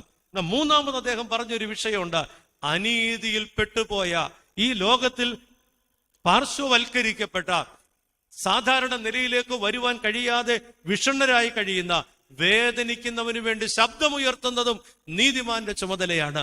അപ്പോ അനീതി ചെയ്യാതിരിക്കുക, നമുക്ക് കിട്ടിയത് മറ്റുള്ളവന് കിട്ടാതിരിക്കുമ്പോൾ അവനെ സഹായിക്കുക. 3, ഈ ലോകത്തിൽ അനീതിക്ക് അടിമപ്പെട്ടു പോയ ആളുകളുടെ ഉദ്ധാരണത്തിന് വേണ്ടി ശബ്ദമുയർത്തുകയും നിലപാടെടുക്കുകയും ചെയ്യുന്നത് നീതിയുടെ ഭാഗമാണ്. പീലാത്തോസ് വിധിക്കുന്നു, യേശു ക്രൂശിക്കപ്പെടുന്നു. ഞാൻ അധികാരികളെ കുറിച്ച് പറഞ്ഞു, നമ്മുടെയൊക്കെ വിധി തീർപ്പിൽ ഇങ്ങനെയൊരു പ്രതിസന്ധിയുണ്ട്. നീതി നശിപ്പിക്കപ്പെടുന്ന, ന്യായം മറിച്ചു കളയുന്ന, നിരപരാധികൾ വേദനയിലേക്ക് പോകേണ്ടി വരുന്ന ഒരു അനീതിയുടെ വിധികർത്താക്കളായി ഞാൻ നിങ്ങളും മാറാറുണ്ട്. സമ്മർദ്ദങ്ങൾ, പുരുഷാരത്തിന്റെ സമ്മർദ്ദം, സ്ഥാനമോഹം, ഇരിക്കുന്നിടത്ത് ഇരിക്കാനുള്ള ആഗ്രഹം, പ്രിയ സഹോദരങ്ങളെ, നമ്മെ അത്തരത്തിലെത്തിക്കുക. മറ്റൊരു ഉദാഹരണം, ന്യായാധിപന്മാരുടെ പുസ്തകം 16-ാം അധ്യായം 16-ാമത്തെ വാക്യമാണ്. അത് ഓർക്കാൻ എളുപ്പമുണ്ട്. മർക്കോസ് 15:15 ഞാൻ ആദ്യം പറഞ്ഞത്. ന്യായാധിപന്മാര് 16:16 അവിടെ എഴുതിയിരിക്കുന്നത്, അവൾ ഇങ്ങനെ അവനെ സ്ഥിരം അസഹ്യപ്പെടുത്തുകൊണ്ട് അവൻ തന്റെ ഉള്ളം മുഴുവൻ അവളെ അറിയിച്ചു എന്നാണ്. ഒരുപക്ഷെ ന്യായാധിപന്മാരുടെ പുസ്തകം നല്ല പരിചയമുണ്ടെങ്കിൽ പെട്ടെന്ന് നിങ്ങൾക്ക് മനസ്സിലായി കാണും. ശിംശോൻ എന്ന് പറയുന്ന മനുഷ്യൻ ഒരു സ്ത്രീയുമായിട്ടുള്ള ബന്ധത്തിലേക്ക് വരിക. ശിംശോൻ ആ സ്ത്രീയുമായിട്ടുള്ള ബന്ധം പാപമാണെന്ന് വേദപുസ്തകം പറയുന്നില്ല. പ്രിയപ്പെട്ടവരെ, അമ്മയുടെ ഗർഭത്തിൽ വെച്ച് തന്നെ ദൈവത്തിന് വേണ്ടി വേർതിരിക്കപ്പെട്ട നാസീർ അഥവാ വേർതിരിക്കപ്പെട്ട വ്രതം പാലിച്ച് യാത്ര ചെയ്യുന്നവനാണ് ശിംശോൻ. പരിശുദ്ധാത്മാവിൽ നിറഞ്ഞ ശിംശോൻ ആ പരിശുദ്ധാത്മ കൃപ നിലനിർത്തുന്നത് ഒരു വ്രതത്തിലൂടെയാണ്. ഇത് ഓർക്കേണ്ട ഒരു വിഷയ. നമുക്ക് കിട്ടിയ പരിശുദ്ധാത്മ ദാനം നിലനിൽക്കണമെങ്കിൽ നമ്മളൊക്കെ വ്രതം പാലിക്കുവാൻ ബാധ്യസ്ഥരാണ്. വ്രതം നഷ്ടപ്പെടുമ്പോ ലഭിച്ച പരിശുദ്ധാത്മ കൃപ അന്യമായി പോകും. എന്താണ് ശിംശോനുള്ള വ്രതം? ഇന്ന് ഉറക്കെ പറയാൻ പേടിയാണ്. കാരണം പല വീട്ടിലും പ്രശ്നമാണ്. ശിംശോന്റെ വ്രതവുമായിട്ട് താരതമ്യം ചെയ്ത് ഒന്നാമത്തെ ശിംശോന്റെ വ്രതത്തിൽ ഒന്നാമത്തെ ഭാഗം എന്ന് പറയുന്നത് മുടി വെട്ടരുത് എന്നുള്ളതാണ്. എത്ര വീട്ടിലാണ് ഇന്ന് പ്രശ്നം? പിള്ളേരെല്ലാം മുടി നീട്ടി വളർത്തുകയാണ്. മുടി നീട്ടി വളർത്തി സ്ത്രീകളെ കവച്ചു വെക്കുന്നത് പോലെയുള്ള ആ അലങ്കാരങ്ങളും ആകൃതികളും ഒക്കെയാണ് ആൺകുട്ടികളിൽ ഇന്ന് കണ്ടുവരിക. പ്രിയപ്പെട്ടവരെ, ശിംശോന്റെ ഒന്നാമത്തെ വ്രതമാണ് തലയിൽ ക്ഷൗരക്കത്തി തൊടുവിക്കരുത്. ശിംശോനെ പോലെയാണെങ്കിൽ കുഴപ്പമില്ല. രണ്ടാമത്തെ വ്രതമാണ് വീഞ്ഞും മദ്യവും കുടിക്കരുത്. അപ്പോ ലഭിച്ച പരിശുദ്ധാത്മ കൃപ നിലനിൽക്കുന്നത് വ്രതത്തിലാണ്. നമ്മൾ ഇന്നൊരു വ്രതത്തിലൂടെ യാത്ര ചെയ്യുക, നോമ്പിലൂടെ യാത്ര ചെയ്യുക. എന്തിനാ?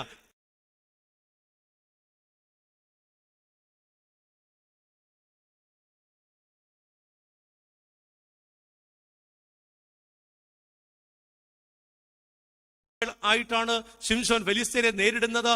അതികായനായ ശിംശോൻ. സൺഡേ സ്കൂളിലൊക്കെ ശിംശോനെ കുറിച്ച് പഠിപ്പിക്കുമ്പം വലിയ ഒരു ത്രില്ലാണ് ആ കഥ കേൾക്കുക. അടുത്ത ദിവസം ക്ലാസ്സിന് ചെല്ലാൻ വലിയൊരു ആവേശമാണ്. ശിംശോനെ കുറിച്ചുള്ള വാക്കുകൾ അത്രമാത്രം ഹൃദയത്തിൽ സ്ഥാനം പിടിക്കുന്നതാണ്. പ്രിയപ്പെട്ടവരെ, ഈ സ്ത്രീയുമായിട്ടുള്ള ബന്ധത്തിലേക്ക് വന്നു കഴിഞ്ഞപ്പോൾ അവള് ചോദിച്ചു, ശിംശോനെ, നിന്റെ രഹസ്യം ഏതിലാണ്? നിന്റെ ശക്തിയുടെ രഹസ്യം ഏതിലാണ്? നീ എന്നോട് പറയുക. ശിംശോൻ ഒരു പ്രാവശ്യം നുണ പറഞ്ഞു, ഒഴിഞ്ഞു മാറി. 2 പ്രാവശ്യം, 3 പ്രാവശ്യം, പല പ്രാവശ്യം ശിംശോൻ ഈ സ്ത്രീയോട് നുണ പറഞ്ഞു. എന്താണ് യഥാർത്ഥത്തിൽ തന്റെ ശക്തിയുടെ കേന്ദ്രമെന്ന് പറയാതെ ശിംശോൻ ഒഴിഞ്ഞു മാറി. പ്രിയപ്പെട്ടവരെ, അവസാനം ആ സ്ത്രീ അവനെ വട്ടം പിടിച്ചു. ഒരു തരത്തിൽ ഊരിപ്പോകാൻ മേലാത്ത രീതിയിൽ ശിംശോൻ പെട്ടുപോയി. ശിംശോൻ അവളോട് പറഞ്ഞു, എന്റെ ശക്തിയുടെ രഹസ്യം എന്റെ തലയിൽ ക്ഷൗരക്കത്തെ തൊടുവിച്ചിട്ടില്ല, ഞാൻ വീഞ്ഞോ മദ്യമോ കുടിച്ചിട്ടില്ല. ഇതാണ്. അവൾ അവനെ ഉറക്കിക്കിടത്തി തലയിലെ മുടി വെട്ടിമാറ്റി അവനെ വീഞ്ഞു കുടിപ്പിച്ചു.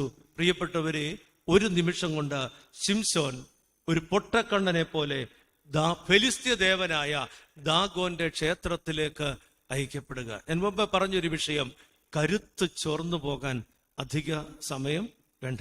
നമ്മളൊക്കെ പറയുന്നത്, ഞാൻ ഉൾപ്പെടെ, കരുത്ത് ചോർന്നു പോകാൻ അധിക നിമിഷം വേണ്ട. ദൗർബല്യങ്ങൾ, പ്രിയപ്പെട്ടവരെ, ദൗർബല്യങ്ങൾ നമ്മിൽ തന്നെ അന്തർലീനമാണ്. എന്നാൽ അത് ചില ദുർബല നിമിഷത്തെ പുറത്തേക്ക് വരും.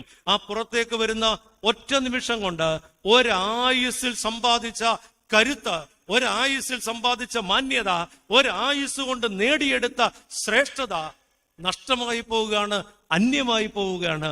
ദാഗോന്റെ ക്ഷേത്രത്തിൽ ഒരു കണ്ണുപൊട്ടനെ പോലെ ക്ഷേത്രത്തിന്റെ തൂണിൽ കെട്ടിപ്പിടിച്ചിരിക്കുന്ന ശിംശോനെ നാം ഒന്ന് ധ്യാനിക്കേണ്ടതാണ്. എവിടെ തുടങ്ങിയതാണ്, ഏതവസ്ഥയിൽ നിന്നതാണ് ഇപ്പോൾ എത്തി നിൽക്കുന്നത്, ഏതൊരു സാഹചര്യത്തിലാണ്? പ്രിയ സഹോദരങ്ങളെ, അവളുടെ നിർബന്ധത്തിന്, പ്രേരണയ്ക്ക് വശംവദനായി ശിംശോൻ തന്റെ ഉള്ളിലുള്ളതെല്ലാം അവളെ അറിയിച്ചു. നമ്മുടെ രഹസ്യം ചോർത്തിക്കൊണ്ടുപോകുന്ന ചില സാഹചര്യങ്ങൾ. ഏത് ബന്ധത്തിലേക്ക് നമുക്ക് പോകാം, ഏത് ബന്ധം, ഇൻവേർട്ടഡ് കോമ. പക്ഷേ ഏത് കൂട്ടുകെട്ടിൽ നാം പോയാലും ഒരു കാര്യം ഉറപ്പാക്കണം, എന്നിലുള്ള ദിവ്യശക്തി ചോർന്നു പോകുന്നില്ല എന്നുറപ്പാക്കണം. എന്നിലുള്ള ആത്മശക്തി ചോർന്നു പോകുന്നില്ല എന്ന് നാം ഉറപ്പാക്കണം. പ്രിയപ്പെട്ടവളെ, ആ സ്ത്രീയുടെ പ്രേരണ ശിംശോനെ തളർത്തുകയാണ്, അല്ല തകർത്ത് കളയുകയാണ്. ഞാൻ എൻ്റെ വാക്കുകൾ അവസാനിപ്പിക്കട്ടെ. മൂന്നാമതൊരു വിഷയം കൂടെ പറഞ്ഞു നിർത്തുകയാണ്. രാജാവ് ദുഃഖിച്ചുവെങ്കിലും ചെയ്ത സത്യത്തെയും വിരുന്നുകാരെയും വിചാരിച്ച് അത് കൊടുക്കാനായിട്ട് കൽപ്പിച്ചു. എന്താണ് രാജാവ് കൊടുക്കുന്നത്? യോഹന്നാൻ സ്നാപകന്റെ തലയാണ്. ആ തലയ്ക്ക് ഉള്ള വില എന്താണ്? ലോകത്തിലെ ഏറ്റവും വിലയേറിയ തല. എന്താ അങ്ങനെ പറയാൻ കാര്യം? യേശു പറഞ്ഞു, വിശുദ്ധ മത്തായി 11-ാം അധ്യായം 11-ാമത്തെ വാക്യം, സ്ത്രീകളിൽ നിന്ന് ജനിച്ചിട്ടുള്ളവരിൽ യോഹന്നാനേക്കാൾ വലിയവൻ ആരുമില്ല. അങ്ങനെയാണെങ്കിൽ ലോകത്തിലെ ഏറ്റവും വിലയേറിയ മനുഷ്യന്റെ, ഏറ്റവും വലിയ മനുഷ്യന്റെ തലയാണ് രാജാവ് നൽകേണ്ടി വരുന്നത്. എന്തിന്? ഒരു നൃത്തത്തിൽ ആകൃഷ്ടനായി, ഒരു നൃത്തത്തിന്റെ സുഖത്തിൽ അടിപ്പെട്ടു പോയ രാജാവ് നൽകേണ്ടി വരുന്ന വില, ഈ ലോകത്തിൽ വെച്ച് ഏറ്റവും വിലയേറിയവന്റെ തലയാണ് നൽകേണ്ടി വരുന്നത് എന്നുള്ളത് ഓർക്കുമ്പോ, പ്രിയ സഹോദരങ്ങളെ, എത്ര സങ്കടകരമാ. യോഹന്നാൻ സ്നാപകൻ എങ്ങനെയാണ് വിലയേറിയവനായത്? അതിന്റെ കാരണം മറ്റൊന്നല്ല, യോഹന്നാന്റെ ആപ്തവാക്യം ഇതായിരുന്നു, അവൻ വളരണം, ഞാൻ കുറയണം. അവൻ വളരണം, ഞാൻ കുറയണം എന്ന നിശ്ചയത്തിൽ. വാക്യം യോഹന്നാൻ 3:30 അവൻ വളരണം, ഞാൻ കുറയണം. ഇത് ആപ്തവാക്യമായി സ്വീകരിച്ച യോഹന്നാൻ ലോകത്തിൽ ഏറ്റവും വിലയേറിയവനായിട്ട് മാറി. സാധാരണ നമുക്കൊരു വിചാരമുണ്ട്, നല്ല ഭാഷ, അതാണ് ആളുകളെ ആകർഷിക്കുക. സുന്ദരമായ ആകാരം, അതാണ് ആളുകൾക്ക് താല്പര്യമുണ്ടാവുക. മനുഷ്യരുമായിട്ടുള്ള ഇടപെടൽ, അതാണ് ആളുകളെ ഹഠാത് ആകർഷിക്കുക. ഞങ്ങൾ വൈദികരൊക്കെ ഒത്തിരി ശ്രമിക്കുന്ന ഒരു വിഷയമാണ്. ആളുകളുടെ ആകർഷണത്തിന്, ഇടവകക്കാരുടെ താല്പര്യത്തിന് വിധേയമാകാൻ നല്ല ഭാഷ, നല്ല ശബ്ദത്തിൽ മനോഹരമായ രീതിയിലുള്ള ശുശ്രൂഷ അവതരണങ്ങൾ, നല്ല വേഷവിധാനങ്ങൾ. പ്രിയ സഹോദരങ്ങളെ, ഞാൻ വൈദികരെന്ന് പറയുമ്പോൾ നിങ്ങൾക്ക് പ്രയാസം തോന്നുന്നുണ്ടല്ലോ എന്ന് വിചാരിച്ചങ്ങ് പറഞ്ഞതാണ്. പ്രിയപ്പെട്ടവരെ, മറ്റുള്ളവരുടെ ആകർഷണത്തിന്, സന്തോഷത്തിന്, തൃപ്തിക്ക് പാത്രീഭൂതരാകുവാൻ വേണ്ടി നമ്മൾ നടത്തുന്ന കുറെ അഭ്യാസങ്ങളുണ്ട്. എന്നാൽ ഇതൊന്നും യോഹന്നാനില്ല. യോഹന്നാന്റെ ഉടുപ്പ്, യോഹന്നാന്റെ വേഷം, യോഹന്നാന്റെ ഭക്ഷണം, യോഹന്നാന്റെ രീതി തികച്ചും വ്യത്യസ്തമാണ്. വളരെ പരിപരുത്ത ഒരു വ്യക്തിത്വമാണ്. പക്ഷേ ആളുകൾ യോഹന്നാന്റെ അടുത്തേക്ക് ഓടി വന്നത് സാധാരണക്കാരായ ആളുകളല്ല. സമൂഹത്തിലെ ഉന്നതന്മാർ മുതൽ താഴേക്കിടയിലുള്ളവർ വരെ, മിലിറ്ററി ജോലിക്കാര്, ഉദ്യോഗസ്ഥന്മാർ വന്നിട്ട് ചോദിച്ചു, ഞങ്ങൾ എന്താണ് ചെയ്യേണ്ടത്? ചുങ്കം പിരിക്കുന്ന ആളുകൾ വന്ന് ചോദിച്ചു, ഞങ്ങൾ എന്താണ് ചെയ്യേണ്ടത്? ഓരോരുത്തരും വന്ന് പ്രസംഗം കേട്ടിട്ട് അവർ മടങ്ങിപ്പോകുന്നില്ല, അവർ നിൽക്കുകയാണ് യോഹന്നാനെ കണ്ട് ചോദിക്കാൻ, ഞങ്ങൾ എന്താണ് ചെയ്യേണ്ടത് എന്ന് ചോദിക്കാൻ. അങ്ങനെ ആളുകളുടെ ആകർഷണത്തിന് വിധേയനായ യോഹന്നാൻ രാജാക്കന്മാരുടെ പേടി സ്വപ്നമായിട്ട് മാറി, അധികാരികളുടെ പേടി സ്വപ്നമായിട്ട് യോഹന്നാൻ മാറി. അങ്ങനെ ഹെരോദാവ് ഭയപ്പെട്ട യോഹന്നാൻ, ആ യോഹന്നാന്റെ തലയാണ് ഹെരോദാവിന് വിലയായിട്ട് കൊടുക്കേണ്ടി വന്നത്. ഒരു വിരുന്ന് വരുത്തി വെച്ച ദുര്യോഗം, ഒരു വിരുന്ന് വരുത്തി വെച്ച നഷ്ടം, ഒരു വിരുന്ന് സമ്മാനിച്ച സങ്കടം, തീർത്താൽ തീരാത്ത കുറ്റബോധത്തിന്റെ അവസ്ഥയിലേക്ക് മാറി. പ്രിയ സഹോദരങ്ങളെ, അതുകൊണ്ടാണ് യോഹന്നാൻ സ്നാപകന്റെ തല ഹെരോദാവ് കൊടുക്കേണ്ടി വരുന്നത്. ഈ വിരുന്നിന്റെ ആകർഷണത്തിൽ, ആസക്തിയിൽ ആണ്ടുപോയത് കൊണ്ടാണ്. ജീവിതത്തിൽ ഉല്ലാസത്തിനും സന്തോഷത്തിനും വിരുന്നിനും ആഘോഷത്തിനും അവസരങ്ങൾ ഒരുപാട് ദൈവം നമുക്ക് തരാറുണ്ട്. ഇതെല്ലാം അനുഗ്രഹങ്ങളുടെ സ്മരണയാ, ദൈവം ചെയ്ത നന്മകളുടെ ഓർമ്മയാ, ദൈവത്തെ സ്തുതിക്കുന്നതിനുള്ള അവസര നമ്മൾ ഉറപ്പാക്കണം. വിരുന്നിൽ ദൈവം നഷ്ടപ്പെടുന്നില്ലെന്ന് കഴിഞ്ഞ ആഴ്ചയിൽ വായിച്ച വേദഭാഗത്ത് ഒരു വിരുന്ന് നമ്മൾ കണ്ടു. മാതൃകയുള്ള വിരുന്നതാണ്. വലിയ കേമത്തരൊന്നും അവിടെ അവതരിപ്പിക്കാനില്ല, ആർഭാടങ്ങളില്ല, ധൂർത്തില്ല. ഒരുപക്ഷെ വളരെ കൃത്യതയോടെ ചെയ്തത് കൊണ്ടാകാം വീഞ്ഞിന്റെ പോരായ്മ വന്നത്. പ്രതീക്ഷിക്കാത്ത കണക്കുകൂട്ടലുകൾ തെറ്റിയ നിമിഷം അവിടെ പല ഇല്ലായ്മകളും ഉണ്ടായിരുന്നു, പക്ഷെ അവിടെ ക്രിസ്തു ഉണ്ടായിരുന്നു. അവിടെ ഇല്ലായ്മകൾ ഒരുപാടുണ്ടായിരുന്നു, പക്ഷെ ക്രിസ്തു ഉണ്ടായിരുന്നു. എൻ്റെ നിങ്ങളുടെയും ജീവിതത്തിൽ ഈ ആഘോഷങ്ങളെ അനുഭവമാക്കി തീർക്കുവാൻ, ആഘോഷങ്ങളെ അതുല്യമാക്കി തീർക്കുവാൻ വേണ്ടത് ക്രിസ്തു ബന്ധിതമായ ഒരു ശൈലിയ. ഒരു വാക്ക് പറഞ്ഞ് ഞാൻ അവസാനിപ്പിക്കുക. പത്തനംതിട്ട ജില്ലാ കളക്ടർ സ്ഥാനത്ത് നിന്ന് അടുത്ത സമയത്ത് മാറിപ്പോയ IAS ഓഫീസർ, ആ ജില്ലയിലെ മുഴുവൻ ജനങ്ങളുടെയും മുക്തകണ്ഠമായ പ്രശംസയ്ക്ക് പാത്രീഭൂതനായ വ്യക്തിയാണ്.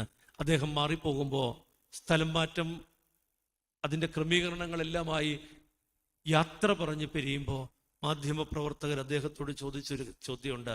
അദ്ദേഹം അക്രൈസ്തവ സമൂഹത്തിൽപ്പെട്ട ഒരാളാണ്. അദ്ദേഹത്തോട് ചോദിച്ചു, അങ്ങക്ക് എന്താണ് പറയാനുള്ളത്? അദ്ദേഹം പറഞ്ഞൊരു മറുപടിയാണ്, ക്രിസ്തുവിൻ്റെ വചനങ്ങൾ അനുസരിച്ച് പോവുക, ഒരു കുഴപ്പവും വരികയില്ല. ക്രിസ്തുവിൻ്റെ വചനങ്ങൾ അനുസരിച്ച് പോവുക, ഒരു കുറവും ഒരു കുഴപ്പവും വരികയില്ല. സഹോദരങ്ങളെ, എൻ്റെ നിങ്ങളുടെയും ജീവിതത്തിലെ പോരായ്മകളുടെ കാരണം ഇതാണ്. നമുക്ക് ബൃഹത്തായ ഒരുപാട് ആഘോഷങ്ങളുണ്ട്, ബൃഹത്തായ ഒരുപാട് സന്തോഷങ്ങളുണ്ട്, ബൃഹത്തായ ഒരുപാട് വിരുന്നുകളുണ്ട്. പക്ഷെ നമ്മൾ അനുഭവിക്കുന്ന കൊച്ചു കൊച്ചു ദുഃഖങ്ങളില്ലേ? ഒരു കല്യാണത്തിന് പോകുമ്പോഴും ദുഃഖമാണ്, തിരിച്ചു വരുമ്പോഴും ദുഃഖമാണ്. ഒരു വിരുന്നിന് പോകുമ്പോഴും ദുഃഖമാണ്, തിരിച്ചു വരുമ്പോഴും ദുഃഖമാണ്. പ്രിയപ്പെട്ടവരെ, നമ്മുടെ സ്വകാര്യ ജീവിതത്തിൽ, നമ്മുടെ കുടുംബ ജീവിതത്തിൽ നിലനിൽക്കുന്ന ദുഃഖങ്ങളും പേറിയാണ് പല വിരുന്നിന്റെയും ആഘോഷങ്ങളിലേക്ക് നമ്മൾ പോകുന്നത്. കാരണം എന്താണെന്നറിയാമോ? വിരുന്നിന്റെ ആഘോഷങ്ങൾക്ക് സ്വാധീനിക്കാൻ കഴിയാത്ത കുറവുകൾ, വേദനകൾ, ദുഃഖങ്ങൾ ഉള്ളിൽ പേറിക്കൊണ്ടുള്ള യാത്രയാ. ഇതിന് പരിഹാരം ക്രിസ്തു മാത്രമാണ്. അദ്ദേഹം പറയുക, ക്രിസ്തുവിന്റെ വാക്കുകൾ അനുസരിച്ച് പോവുക, ഒരു കുറവും വരികയില്ല. കാനാവിലെ വിരുന്നു ഭവനത്തിലേക്ക് മടങ്ങാം. ഹേരോദാവിന്റെ വിരുന്ന്, ഇയ്യോബിന്റെ മക്കളുടെ വിരുന്ന്, ബെൽശസ്സറിന്റെ വിരുന്ന്, തകർച്ചയിലേക്ക് കൂപ്പുകുത്തുന്ന വിരുന്നാണ്. ആഘോഷങ്ങൾ ആരംഭിക്കുമ്പോൾ കരുത്തരാണ്, വിരുന്ന് അവസാനിക്കുമ്പോൾ അശക്തരായിട്ട് മാറുക. ആഘോഷങ്ങൾ ആരംഭിക്കുമ്പോൾ ഒരു പ്രശ്നമില്ലാത്ത ആനന്ദകരമായ സാഹചര്യമാണ്. എന്നാൽ വിരുന്ന് അവസാനിക്കുമ്പോൾ നിത്യമായ ദുഃഖമാണ്, തീരാത്ത വേദനയാണ്. സഹോദരങ്ങളെ, രണ്ട്, സമ്മർദ്ദത്തിന് വഴങ്ങി മനസ്സാക്ഷിയെ വഞ്ചിക്കുന്ന തീരുമാനങ്ങൾ, സമ്മർദ്ദത്തിന് വഴങ്ങി മനസ്സാക്ഷിയെ വഞ്ചിക്കുന്ന തീരുമാനങ്ങൾ. നമ്മുടെ മുമ്പിൽ വരുന്ന ആളുകൾക്ക് നീതി നടപ്പിലാക്കുക, ഇതാണ് എൻ്റെ നിങ്ങളുടെയും ചുമതല. നീതിമാനാവുക എന്നതുപോലെ തന്നെയാണ് എനിക്ക് കിട്ടിയത് മറ്റൊരാൾക്ക് കിട്ടാത്തത് അനീതിയാണെന്നുള്ള തിരിച്ചറിവോടെ നീതി നടപ്പിലാക്കുക.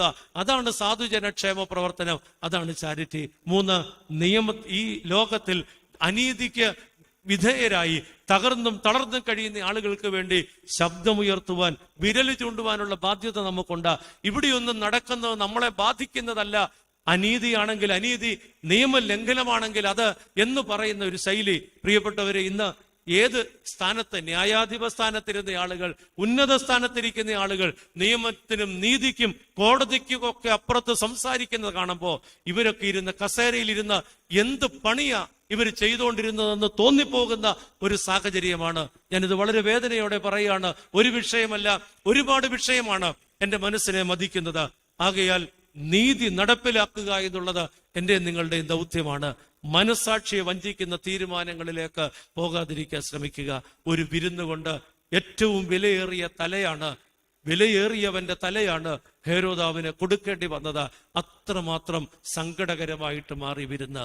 നമ്മുടെ വിരുന്നുകളെ കാനാവിന്റെ അനുഭവത്തിലേക്ക് തിരിച്ചു കൊണ്ടുവരുവാൻ നമുക്ക് ശ്രമിക്കാം. നമ്മുടെ വീട്ടിൽ, നമ്മുടെ കുഞ്ഞുങ്ങളുടെ വീടിന്റെ നമ്മോട് ബന്ധപ്പെട്ടുള്ള ആഘോഷങ്ങളുടെ വേളകളിൽ ഒരു കാര്യം ഉറപ്പാക്കാം, ധൂർത്തിന്റെ രംഗമായിട്ട് ഇത് അധപ്പതിക്കുകയില്ല. ഇത് ക്രിസ്തു ബന്ധിതമായ ഒരു ചടങ്ങായി, അനുഗ്രഹങ്ങളുടെ അനുസ്മരണയായി നിർവഹിക്കുവാൻ ഞാൻ ശ്രമിക്കുമെന്ന അത്രയെങ്കിലും സാധിച്ചാൽ ഈ ശുശ്രൂഷ ധന്യമായി. ദൈവത്തിന്റെ പരിശുദ്ധാത്മാവ് ഈ നോമ്പിൽ ആഘോഷങ്ങൾക്കപ്പുറം ആത്മനിറവിന്റെ ചൈതന്യം കണ്ടെത്തുവാൻ ഹേരോദാവിന്റെ വിരുന്നിലൂടെ പുതിയ പാഠങ്ങൾ ഏറ്റുവാങ്ങുവാൻ എന്നെ നിങ്ങളെ സഹായിക്കട്ടെ എന്ന് പ്രാർത്ഥിച്ചുകൊണ്ട് വാക്കുകൾ ഉപസംഹരിക്കുന്നു. ദൈവം അനുഗ്രഹിക്കട്ടെ.